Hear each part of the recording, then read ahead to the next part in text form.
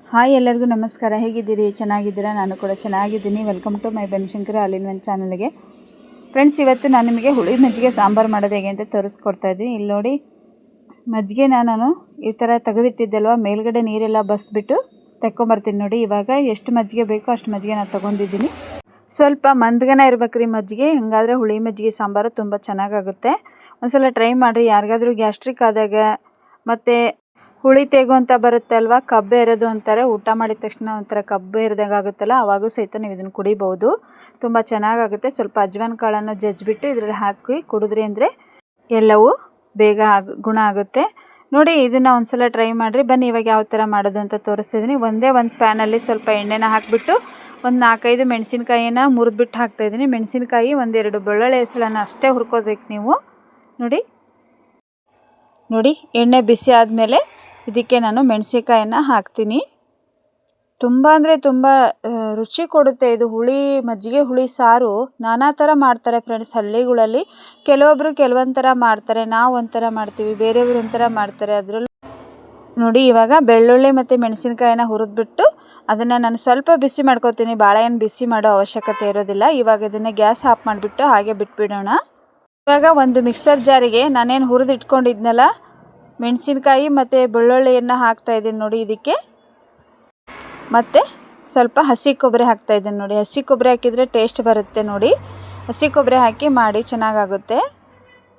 ಮತ್ತು ಇದಕ್ಕೆ ಬೇಕಾಗಿರೋದು ಹಸಿ ಶುಂಠಿ ನೋಡಿ. ಹಸಿ ಶುಂಠಿ ಮನೇಲಿದ್ದರೆ ಎಲ್ಲದಕ್ಕೂ ಯೂಸ್ ಆಗುತ್ತೆ ನೋಡಿ. ಹಸಿ ಶುಂಠಿನ ಕಟ್ ಮಾಡಿಬಿಟ್ಟು ಹಾಕ್ತಾಯಿದ್ದೀನಿ.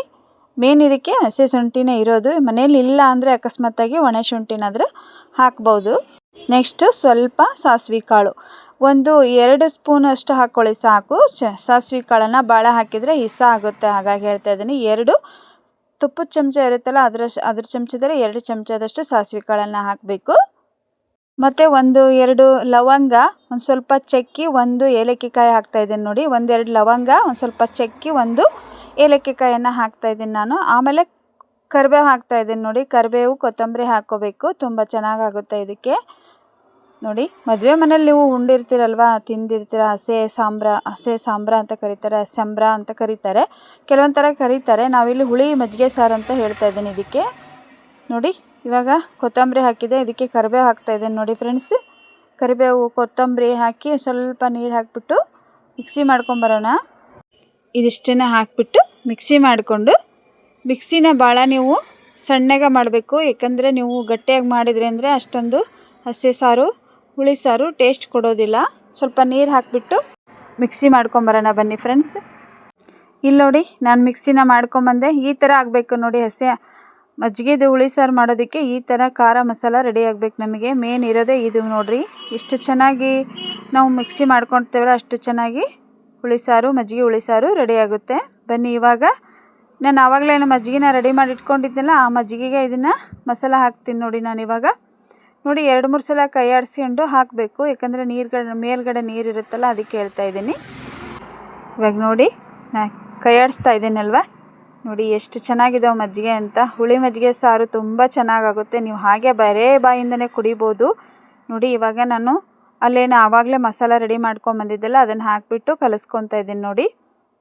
ಇದನ್ನು ನೀಟಾಗಿ ಮಿಕ್ಸ್ ಮಾಡಿಕೊಂಡು ಇನ್ನೊಂದು ಸ್ವಲ್ಪ ನಾವು ಒಗ್ಗರಣೆ ಮಾಡ್ಕೋಬೇಕು. ಏನೇನು ಒಗ್ಗರಣೆಗೆ ಅಂತಲೂ ಅದನ್ನು ತೋರಿಸ್ಬಿಡ್ತೀನಿ. ಇದಕ್ಕೆ ಸ್ವಲ್ಪ ಉಪ್ಪು ಮತ್ತು ಸ್ವಲ್ಪ ಸಕ್ಕರೆನ ಹಾಕಿಬಿಟ್ಟು ನಾವು ಒಗ್ಗರಣೆ ಮಾಡ್ಕೊಂಬರೋಣ ನೋಡಿ. ಇನ್ನೊಮ್ಮೆ ಹೇಳ್ತೀನಿ, ಸ್ವಲ್ಪ ಉಪ್ಪು ಮತ್ತು ಸ್ವಲ್ಪ ಸಕ್ಕರೆನ ಹಾಕಿ ಇದನ್ನ ಈ ಕಡೆ ಇಟ್ವಿ ಅಂದರೆ ಆ ಕಡೆ ನಾವು ಒಗ್ಗರಣೆನ ಮಾಡ್ಕೊಂಬರ್ಬೋದು. ಇವಾಗ ಆವಾಗಲೇ ಮಾಡಿಟ್ಟಿದ್ದೆಲ್ಲ ಅದೇ ಫ್ಯಾನಲ್ಲೇ ಸ್ವಲ್ಪ ಎಣ್ಣೆನ ಹಾಕಿಬಿಟ್ಟು ನಾನು ಸಾಸಿವೆ ಕಾಳು ಹಾಕಿ ಅದಕ್ಕೆ 1-2 ಒಣ ಮೆಣಸಿನ್ಕಾಯಿ, ಕರಿಬೇವು ಹಾಕಿಬಿಟ್ಟು ನಾನು ಒಗ್ಗರಣೆ ಮಾಡ್ಕೋತೀನಿ ನೋಡಿರಿ. ಇವಾಗ ಇದು ರೆಡಿ ಆಗಿತ್ತಲ್ವ, ನಾನು ಸಕ್ಕರೆ ಮತ್ತು ಉಪ್ಪನ್ನು ಹಾಕ್ತಾಯಿದ್ದೀನಿ ನೋಡಿ. ಇದಕ್ಕೆ ನಾನು ಸಕ್ಕರೆ ನೀವು ಸ್ವಲ್ಪ ಸೀರಲಿ ಅಂತ ಹಾಕ್ಕೊಳ್ಳೋದಷ್ಟೇ, ನೀವು ಬೇಡ ಅಂದರೆ ಸ್ಕಿಪ್ ಮಾಡಿ ನೋಡಿ. ಇವಾಗ ಉಪ್ಪು ಸಕ್ಕರೆ ಹಾಕಿಬಿಟ್ಟು ನಾನು ಮಿಕ್ಸ್ ಮಾಡಿ ಇಡ್ತಾಯಿದ್ದೀನಿ. ಇಲ್ಲಿ ಅದೇ ಫ್ಯಾನ್ಗೆ ಸಾಸಿವೆ ಕಾಳು ಮತ್ತು ಸ್ವಲ್ಪ ಕರಿಬೇವು ಮತ್ತು ಒಂದು ಸ್ವಲ್ಪ ಒಣಮೆಣಸಿನ್ಕಾಯಿಯನ್ನು ಹಾಕಿಬಿಟ್ಟು ಒಗ್ಗರಣೆ ಮಾಡ್ತಾಯಿದ್ದೀನಿ ನೋಡಿ ಫ್ರೆಂಡ್ಸ್. ವಿಡಿಯೋ ಸ್ಕಿಪ್ ಮಾಡ್ದಂಗೆ ನೋಡಿ, ಸಪೋರ್ಟ್ ಮಾಡಿರಿ. ನಿಮ್ಮೆಲ್ಲರ ಸಪೋರ್ಟು ಭಾಳ ಮುಖ್ಯ ಆಗಿರ್ತೈತಿ.